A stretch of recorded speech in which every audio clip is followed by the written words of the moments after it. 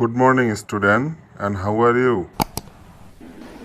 We are fine, sir. Thank you তোমাদের সবাইকে। আজকে আমরা ক্লাসে M2, is2 এবং R2 এর ব্যবহার শিখব। ধন্যবাদ স্যার। আজকের ক্লাসটা অনেক মজার হবে। চলো তাহলে আমরা একটা উদাহরণের মাধ্যমে শিখি। যেমন আমাকে বইটি পড়তে হয়, আমাকে খেলতে হয়, আমাকে স্কুলে যেতে হয়। এরকম বোঝালে M2, is2 এবং R2 ব্যবহার হয়।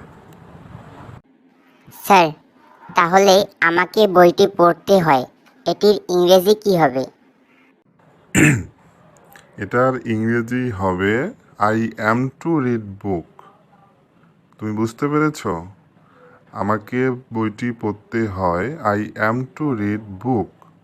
তাহলে তোমাকে একটা প্রশ্ন করছি, তুমি এবার বলো তো, আমাকে স্কুল যেতে হয়। স্যার, এটির ইংরেজি কি I am to go to school হবে? তুমি তো ঠিক বলেছো। You are right. ধন্যবাদ তোমাদের সবাইকে। আজকে ক্লাস এই পর্যন্তই।